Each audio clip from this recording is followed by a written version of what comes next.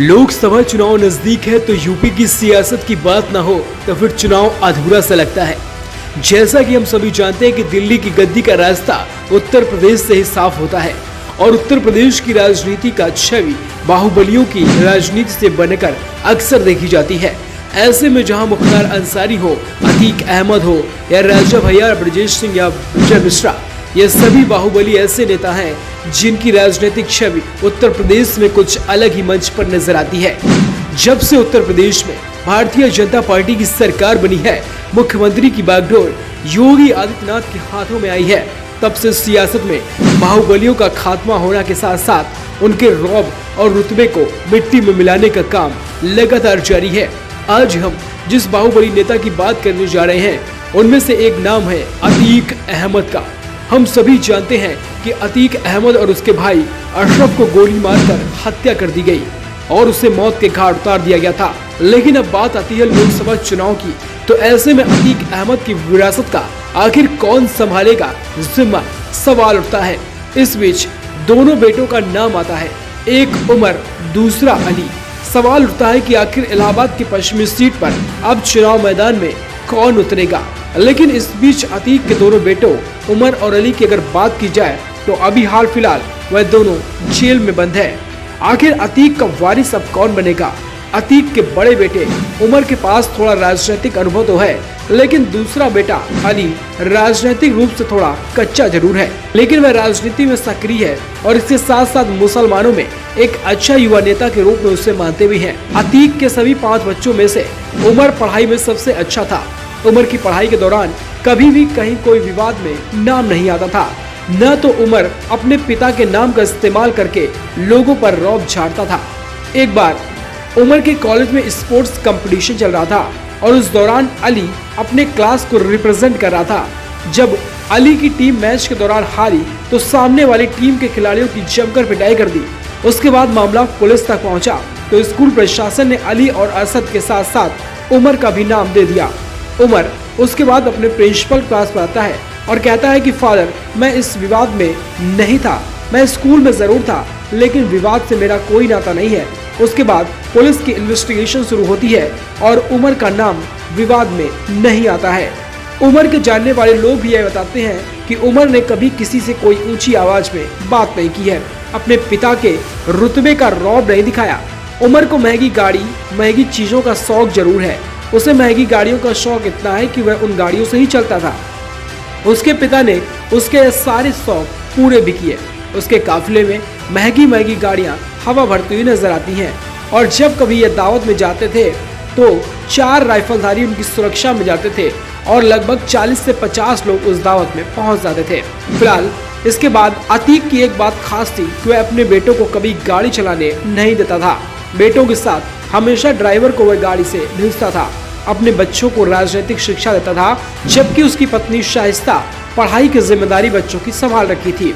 इसके साथ ही अपने बच्चों को वह अवैध कामों की भी जानकारी देता था। ऐसा बताया जाता है कि अतीक के अवैध कामों में अली और असद ज्यादा ध्यान देते थे, जबकि उमर राजनीतिक चीजों पर ध्यान देता था। फिलहाल कानपुर की कैंट से अतीक को जब एक बार टिकट मिला तो वह 500 गाड़ियों का रेला निकाल दिया, जिसके बाद सपा से उसकी टिकट कैंसिल कर दी गई। फिर क्या था, यूपी में भाजपा की सरकार बनी और अतीक को जेल में डाल दिया गया। उसके बाद फूलपुर सीट खाली हुई। किसी पार्टी ने अतीक अहमद को टिकट नहीं दी तो अतीक अहमद फूलपुर की सीट से निर्दलीय चुनाव मैदान में उतर गया। अब बात आती है कि आखिर चुनाव प्रचार कैसे किया जाए, क्योंकि अतीक अहमद तो जेल में था। फिर उसके बेटे उमर ने चुनाव प्रचार का जुम्मा साधा और प्रचार प्रसार में अपनी उत्तराखंड से पढ़ाई छोड़कर लग गया। वह एक दिन में फाफा मऊ से लेकर लाल गोपालगंज और मऊ से लेकर होलागढ़ में चुनावी सभाएं करता था।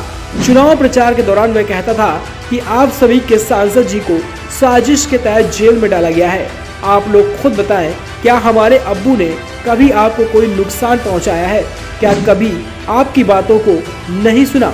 बातें ऐसी होती थी कि जनता खूब जमकर तालियां गड़गड़ाती थी, लेकिन नतीजा यह हुआ कि फूलपुर से समाजवादी पार्टी का प्रत्याशी चुनाव जीत गया और अतीक को चुनाव में महज 15,855 ही वोट मिले।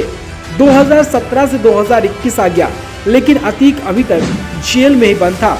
उसके बाद उसकी राजनीतिक जमीन को खोजते हुए अतीक की पत्नी शाइस्ता परवीन ने असदुद्दीन ओवैसी की पार्टी का हाथ थामा और जमकर प्रचार प्रसार शुरू कर दिया। इसके बाद अली की चुनावी सभा में असदुद्दीन ओवैसी भी पहुंचे और अली का भाषण शुरू हुआ, जिसमें अली ने कहा कि मैं अपनी मां से कहता हूं कि जुल्म के खिलाफ मेरे अब्बा को लड़ते लड़ते 26 साल हो गए, जेल में चाचा बंद है। इस जुल्म के खिलाफ लड़ाई लड़ते लड़ते अगर मैं शहीद भी हो जाऊं तो आंसू न बहाना। मेरी मां कहती है कि तुम्हारे बाद मेरे 3 और बेटे हैं, अपना आंचल फाड़कर परचम लहराऊंगी, किसी के सामने सर नहीं झुकाऊंगी। अब जरूरत है किसी को झंडा उठाए जाने की बात आती है तो बात की जाए। हमारे साथ अगर हक के लिए लोग चलने को तैयार हैं तो याद रखें, हम हक के लिए जान देने वाले लोगों में से हैं। साल 2022 आता है। इसके पहले परिवार की ऐसी स्थिति बन जाती है कि परिवार में कोई चुनाव लड़ने की स्थिति में ही नहीं रहता, क्योंकि प्रयागराज में खुलेआम उमेश पाल की हत्या कर दी जाती है और अतीक की उल्टी गिनती वहीं से शुरू होती है।